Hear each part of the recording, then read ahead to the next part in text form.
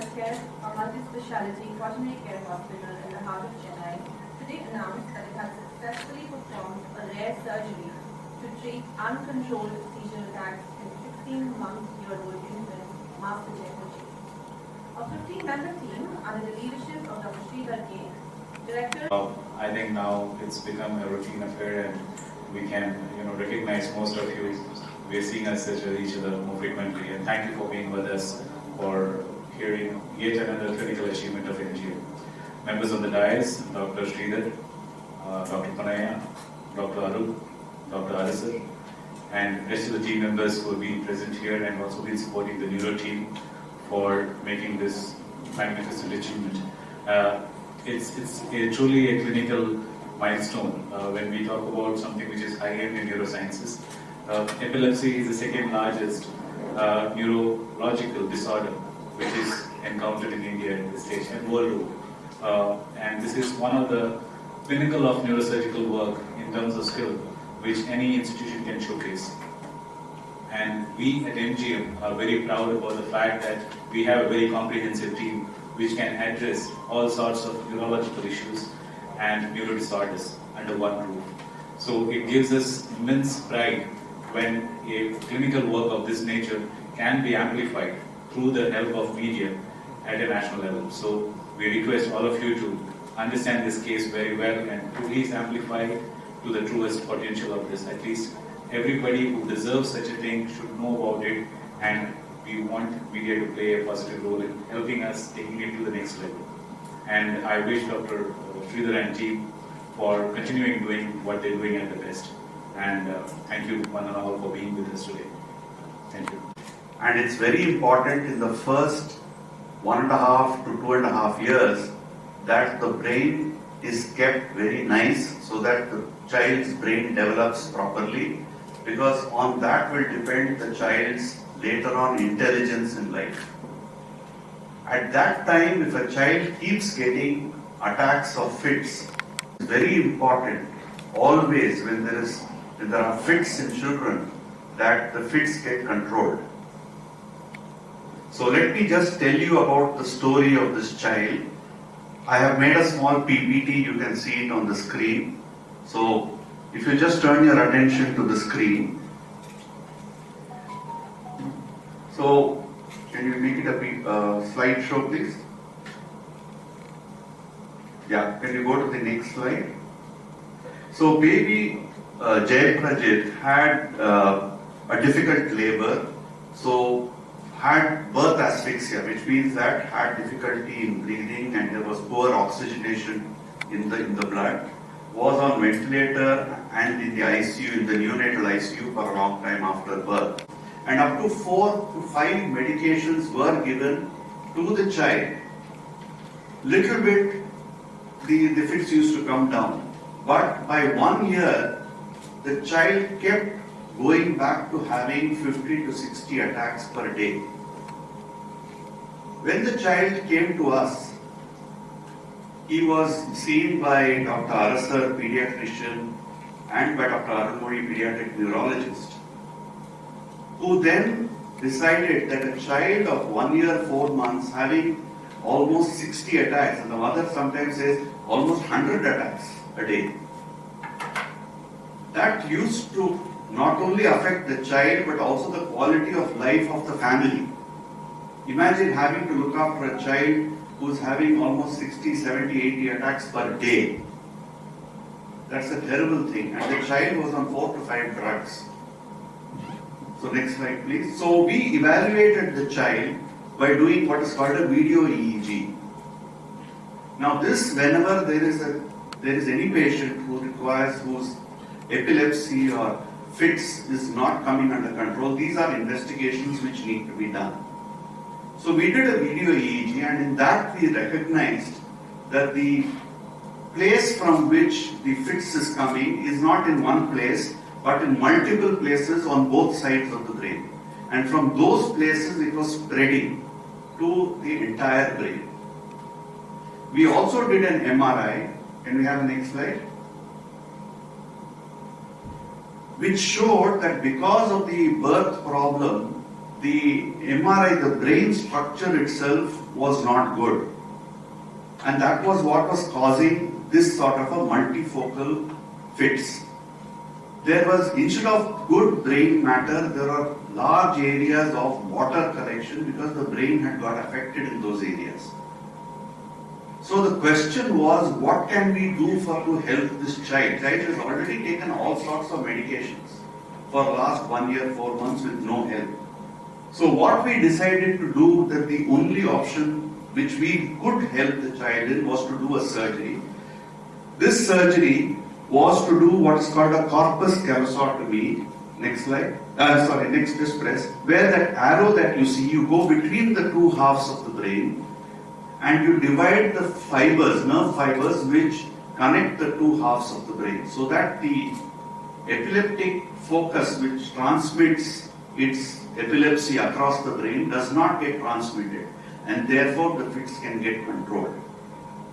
We discussed this with the parents multiple times, and believe me, they were so desperate, they immediately said yes.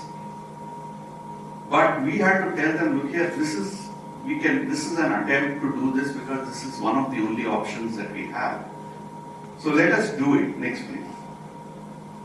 So this is what we did, and this is the diagram to show it approximately what we do. We go between the two halves of the brain and cut those fibers there. Next. So this is in the theater, and we did this with continuous EEG. You all know EEG is electroencephalography. Just like ECG for the heart, which is electrocardiography, EEG records the electrical activity of the brain. So we did this with continuous electrical activity of the brain to see, as we are doing the surgery, what happens to those fits attacks, which is coming from different parts of the brain. Next, please. So this is our theater. This is how we do. We do it under microscope with high magnification, with the monitoring there all the time. Next, please. This is a small video showing the surgery. We open the covering of the brain, and then we go between. You look at the small vessel. That's how delicate the child's brain is at this age. So we have to be very, very careful, and at high magnification, go between the two halves of the brain. This is what we are doing here. And then we are recording the EEG. Now the EEG there, you can see the circle, it shows the epileptic activity.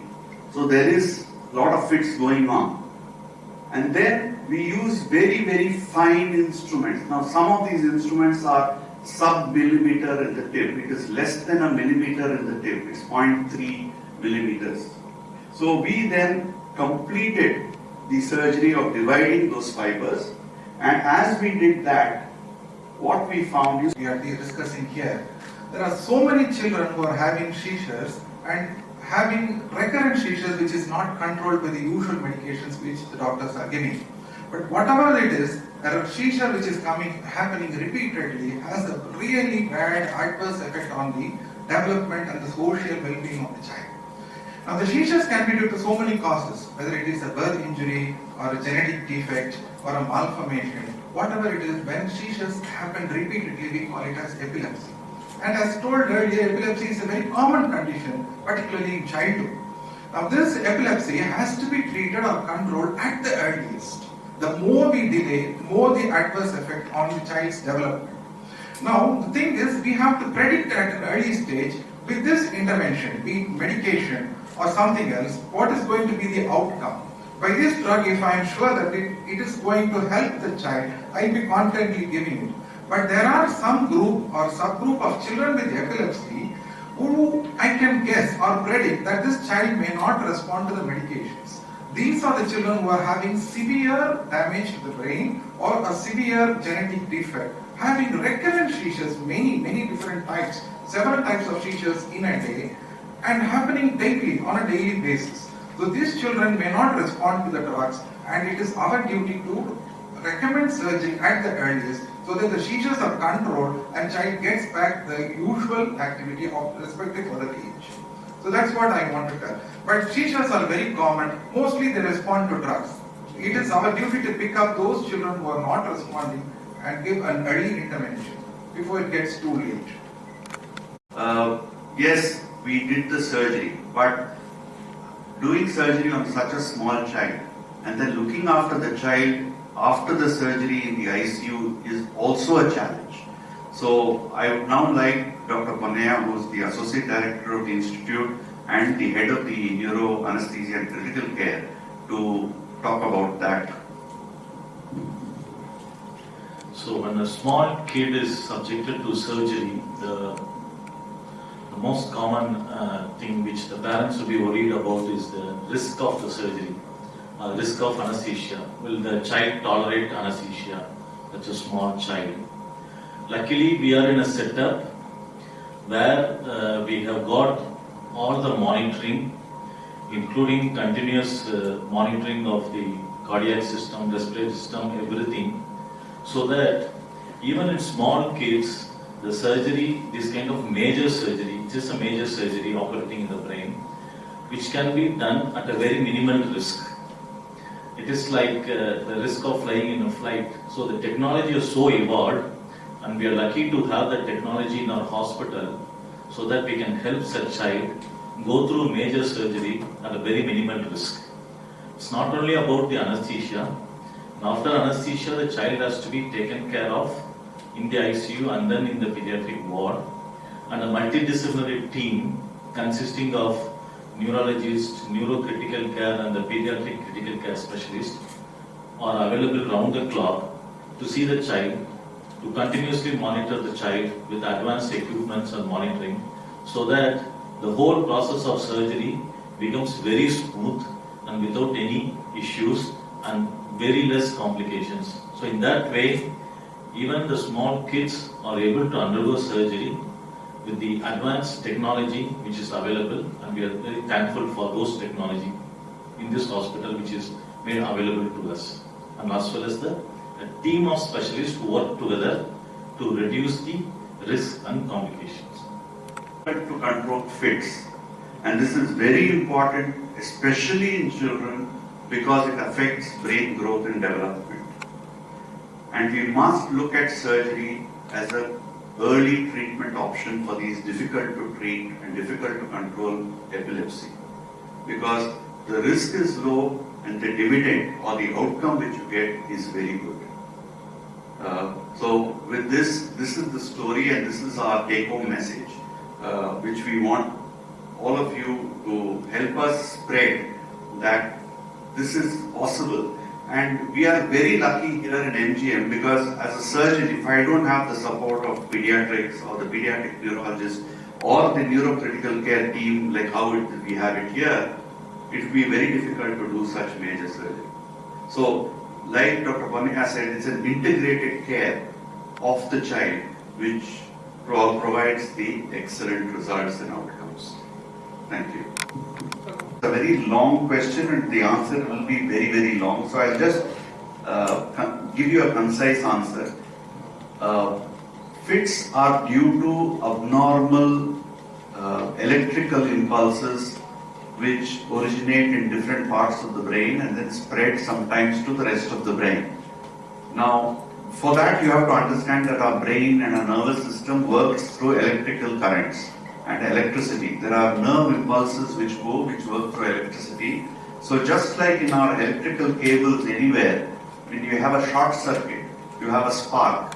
Similarly, when you have a short circuit in the brain, these are the origins of epilepsy.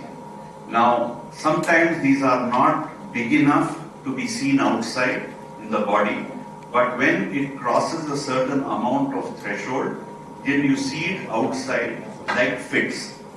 Now, the reason for fits happening are numerous. It can be due to a birth problem, just like what Dr. Arasar said, like birth asphyxia, difficult labor, child does not breathe. It can be due to congenital abnormalities in the brain, which can be detected even before delivery. It can be because of problems after. It can be because of an injury. It can be because of a tumor. It can be because of many such things. It can be even because of some congenital or genetic metabolic abnormalities, which the pediatricians and the neurologists see. But the important thing is to recognize which of these fits will respond to treatment with medicine. Or it's from happening again and again. So it's a very, for that episode should be ascertained and should be evaluated and treated at the earliest. As sir told, there are some seizures who do not respond to medications. So we have to find them early. There are most of the times the seizures respond to medications. We have got numerous wonderful drugs, sometimes with less side effects also. But from the beginning, there are some clinical situations or epilepsies who do not respond to medications. For them, this epileptic procedure, surgical procedure, is really a big book. As sir told, Arasar sir told, it depends on the amount of brain damage the child has already sustained. It could be due to a birth asphyxia, or a maldevelopment of the brain, or a genetic insult or a metabolic problem. The greater the insult, the greater the asphyxia, as perhaps happened in this child, the greater the chance that this child will not respond to medications. Because the seizure load, which we mean in technical terms as an electrical impulse, which has gone out of control. And that electrical impulse happens repeatedly and becomes an epilepsy. And when beyond a certain stage, it is treated only by surgical intervention. So with the technology, with the monitoring setup which is available, and with the expertise and the team which we have got, these complications which are mentioned in the textbooks can be minimized to a bare minimum as much as possible. So even a small kid can undergo major surgery with very, very minimum risk. Dose and the number of drugs. As said earlier, the child has an amount of brain damage which is going to be there. But the problem of repeated seizures is now totally curtailed by the surgical procedure. Now we just give a maintenance dose of a minimal anticonvulsant to keep the child calm and have a seizure-free life. And I think this seizure, generally we give anticonvulsants for 3 years. There are some doctors who go for 5 years. But that again, it depends on the initial damage. The greater the damage, it is for a longer life, and sometimes even lifelong. It does happen. Well, because due to repeated seizures, the child's airway closes, the breathing can sometimes get reduced or unfortunately even stop. The first thing is to remove the froth, open the mouth, see that the child normally breathes. And without wasting time, the child has to be shifted to the nearest hospital or the nearest place to curtail or stop the seizures. It can be either by medications in the form of IV drugs or a nasal spray or a rectal treatment of rectal injection so that the seizure is immediately stopped. So this is a medical emergency and has to be stopped at the earliest. The adult or child, nothing should be poured into the mouth. Soda kudukuren, tea kudukuren pannakudadu. Soda ஊத்தக்கூடாது வாயில. So that is very, very important because we need to make sure things don't go into the lung and block the breathing. So if there is a seizure at home, make sure that the person is breathing properly, child or adult. Turn the person to the side, no tight clothing, and then rush the person to a hospital. The surgery, the parents were very concerned because of previous opinions that they got that the child will be bedridden or may have weakness completely on one side. But that is why it is very important when we operate on these children that it must be done with great precision under high magnification using the operating microscope with great delicacy. The brain in these children is like a flower. You cannot just do whatever you want and the flower will get crushed. So you have to deal with it like that. So it has to be done with great delicacy and therefore the child is doing well. So long-term wise, the child will have no side effect. The child is doing now that there is no side effect of the child because of the surgery. The child will have some problems because of the birth problems that the child had. Dr. Arasar or somebody can talk on that. These children have two problems simultaneously. One is the fits or seizures, other is the developmental delay. That is because of the brain damage that is existing. Actually, what we have now done, this continuous fits has been interfering with the development of the child. and also with the intervention that we want to give. So we were not able to do physiotherapy, we were not able to do developmental stimulation, we were not able to do occupational, nothing we could do because of the continuous fits. But now that the fits has come under control, now it gives us a lot of scope for improving the development.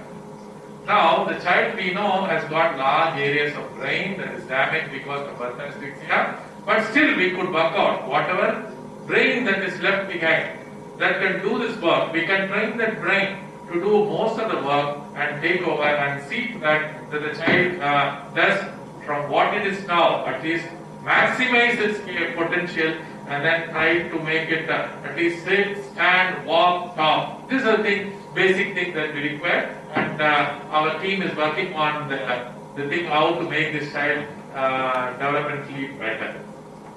Called neural rewiring. So if you look at science papers, this is what is now being talked about all over the world is neural rewiring and neural networking. Sridhar, Dr. Alastair, Dr. Arulmozhi, Dr. Ponaya and our CEO for organizing this press conference and sharing to the friends of media about the clinical innovation that has occurred at MGM Healthcare. As Dr. Sridhar pointed out, at MGM Healthcare, integrated neurocare is offered where there is a multidisciplinary team offering the best of clinical outcomes and medical innovation. I would like to thank all the friends from the media who have come in person and those of them who have joined us online to understand about what has been done for this child. I would also like to thank the parents, Ms. Pavitra, and the child for coming here today and sharing their emotions and the benefits of what has been done as far as the child has got now post the surgery. Thank you one and all. We now invite the friends of media to join us for lunch. Thank you again.